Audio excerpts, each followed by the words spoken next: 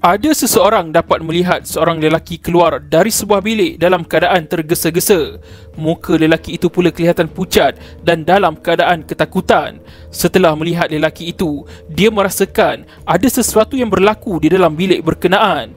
Dia pun berjalan menuju ke bilik tersebut.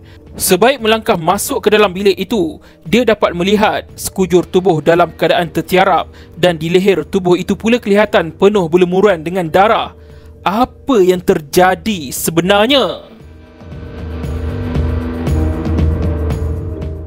Seorang wanita dengan perasaan gembira berjalan menuju ke sebuah tempat untuk berjumpa dengan seseorang. Orang itu adalah kekasihnya sendiri. Waktu pada ketika itu menunjukkan jam 8 pagi. Kekasihnya itu tinggal di sebuah bilik sewa. Bilik itu disewa kekasihnya seminggu sebelum kejadian ngeri ini berlaku. Setibanya wanita itu di hadapan bilik kekasihnya itu, dia berasa hairan kerana pintu bilik kekasihnya itu terbuka. Dia kemudian berasa sangat terkejut apabila melihat seseorang yang sangat dikenalinya berada di situ. Orang itu adalah suaminya sendiri. Si suami kemudian menarik tangan isterinya masuk ke dalam bilik tersebut. Si isteri dapat melihat suaminya memegang sebilah pisau ketika mereka berdua berada di dalam bilik skandalnya itu. Si suami memberi arahan kepada isterinya supaya jangan bising. Si suami juga mengugut isterinya dengan mengatakan jika si isteri menjerit, dia akan dibunuh. Tiba-tiba, si suami mengarahkan isterinya supaya menanggalkan pakaian. Ketika si isteri melucutkan pakaiannya, pada ketika itulah si suami dapat melihat sesuatu pada tubuh isterinya. Kesan kemerahan dilihat suami pada bahagian dada isterinya. Itu adalah kesan gigitan cinta yang dibuat oleh skandal si isteri.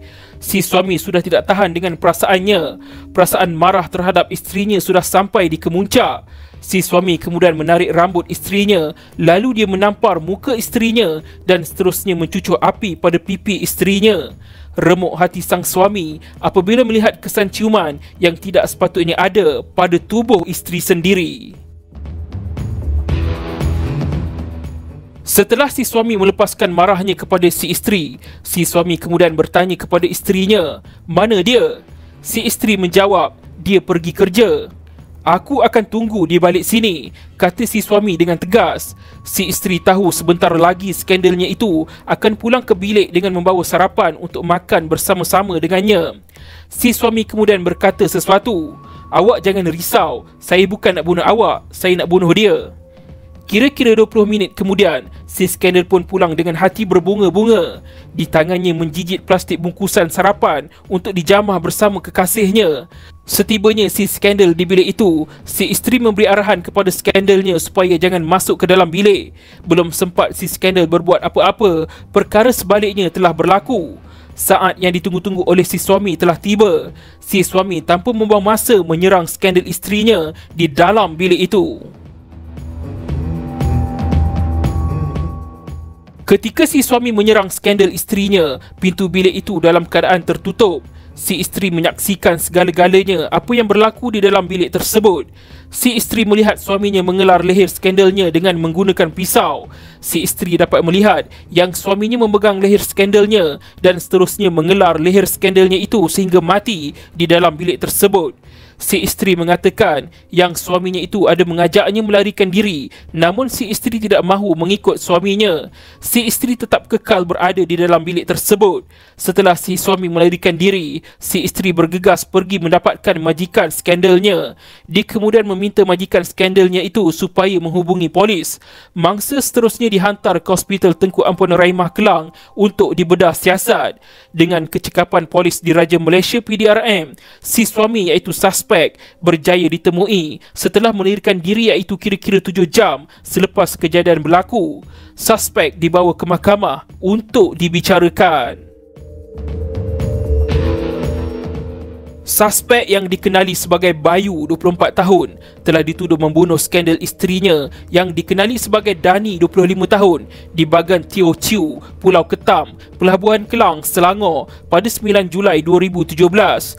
Bayu dituduh atas kesalahan membunuh dengan niat di bawah Seksyen 302 Kanun Keseksaan dan boleh dihukum gantung sampai mati jika disabitkan kesalahan. Dani merupakan seorang nelayan dan tinggal berdekatan dengan majikannya, tetapi dalam bilik yang berasingan. Fakta ini mungkin membawa maksud yang Dani tinggal bersama majikannya di dalam rumah yang sama tetapi berasingan bilik. Pada hari kejadian, Bayu datang ke rumah tersebut dan masuk ke dalam bilik yang didiami Dani kerana dia tahu isterinya ada di situ. Isteri tertuduh menjadi saksi utama bagi pihak pendakwaan di mahkamah. Ada sesuatu yang mencurigakan berlaku ketika perbicaraan berlangsung. Ada saksi lain yang melihat tertuduh tergopoh-gapah mengayuh basikal ketika tertuduh keluar dari bilik berkenaan. Saksi dapat melihat wajah tertuduh pada ketika itu dalam keadaan pucat dan ketakutan. Kerana mencurigakan, saksi itu kemudian melangkah masuk ke dalam bilik tersebut. Saksi dapat melihat mayat mangsa dalam keadaan tertiarap di dalam bilik itu. Saksi juga melihat isteri tertuduh ada di dalam bilik tersebut. Oleh itu, fakta isteri tertuduh keluar dari bilik dan bergegas berjumpa dengan majikan mangsa telah dinafikan oleh saksi itu. Apa yang sebenar-benarnya berlaku? Ketika perbicaraan di mahkamah, isteri tertuduh menafikan yang si mati tinggal di dalam rumah itu. Namun, hasil dari siasatan polis mendapati terdapat pakaian si mati di dalam rumah berkenaan. Ini menunjukkan isteri tertuduh cuba menafikan fakta bahawa dia bersekedudukan dengan mangsa. Namun, segala-galanya telah terbongkar. Oleh kerana keterangan dari isteri tertuduh agak meragukan, mahkamah tidak menganggap isteri tertuduh adalah saksi yang kredibel. Ini bermaksud isteri tertuduh merupakan saksi yang tidak boleh dipercayai. Adakah benar tertuduh datang ke tempat kejadian dengan membawa pisau? Ini adalah persoalan yang gagal dibuktikan oleh pihak pendakwaan. Isteri tertuduh hanya mengesahkan ada pisau di tangan suaminya pada ketika itu. Namun yang menjadi persoalannya adalah tiada kepastian sama ada pisau yang dipegang tertuduh itu diambil dari tempat kejadian ataupun sebaliknya. Pegawai penyiasat juga gagal menyiasat apa yang sebenarnya berlaku pada sehari sebelum kejadian. Tertuduh banyak kali menghubungi mangsa melalui panggilan telefon sebelum kejadian berlaku. Tertuduh ada memberitahu kepada si mati jangan mengganggu isterinya.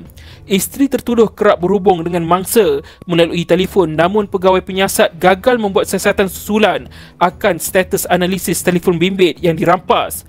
Oleh itu, apa yang berlaku pada malam sebelum kejadian menjadi tanda tanya. Pada hari kejadian, sebaik sahaja mangsa masuk ke dalam rumah, ada berlaku pergaduhan secara tiba-tiba iaitu sudden fight. Sudden fight ini berlaku ekoran adanya provokasi di mana tertuduh telah hilang pertimbangan. Mangsa pula tercabar egonya kerana tertuduh telah mencerobohi rumah majikannya dan masuk ke dalam biliknya. Walaupun mangsa dinasihatkan jangan masuk ke dalam bilik pada waktu itu dan mengambil kira keadaan bilik yang sempit, ianya adalah wajar bagi tertuduh mempertahankan dirinya dari dicederakan oleh mangsa. Oleh kerana tertuduh bertindak secara berlebihan, iaitu dengan mengelar leher mangsa, tindakan itu dikategorikan sebagai melebihi had untuk seseorang mempertahankan diri. Namun begitu, tindakan tertuduh itu adalah kerana adanya provokasi dan situasi dalam serangan mengejut. Oleh itu, tindakan tertuduh tidak dianggap berniat untuk membunuh mangsa. Ia cuma dianggap sebagai pelakuan yang menyebabkan kematian pada mangsa. Untuk makluman, kesalahan membunuh dan menyebabkan kematian adalah dua kesalahan jenayah yang berbeza. Ia adalah pembunuhan yang boleh dipersalahkan jika kecederaan badan yang dimaksudkan untuk ditimbulkan berkemungkinan menyebabkan kematian. Ia adalah satu pembunuhan jika kecederaan badan yang diniatkan untuk dikenakan adalah mencukupi dalam sebab biasa untuk menyebabkan kematian. Merujuk kepada kes Tam Kai Yau lawan pendakwa raya, Mahkamah Persekutuan. Walaupun pada awalnya kes ini dibawa ke mahkamah atas tuduhan membunuh dengan niat di bawah Seksyen 302 Kanun Keseksaan, mahkamah kemudian menukar tuduhan tersebut kepada Seksyen 304A Kanun Keseksaan, iaitu menyebabkan kematian. Ini bermaksud tertuduh terlepas dari tuduhan membunuh. Setelah tuduhan ditukar dari Seksyen 302 kepada Seksyen 304A, tertuduh terus mengaku bersalah atas perbuatannya itu. Di akhir kes perbicaraan, mahkamah menjatuhkan hukuman penjara 16 tahun ke atas tertuduh. Perbuatan tertuduh terhadap si mati tidak dianggap membunuh, tetapi hanya kesalahan menyebabkan kematian. Mahkamah juga mengesahkan fakta bahawa isteri tertuduh lari dari suaminya dan tinggal bersama dengan mangsa kira-kira seminggu sebelum kejadian berlaku. Fakta dan keadaan ini diambil kira oleh mahkamah dalam menentukan tempoh hukuman penjara yang dikenakan ke atas tertuduh.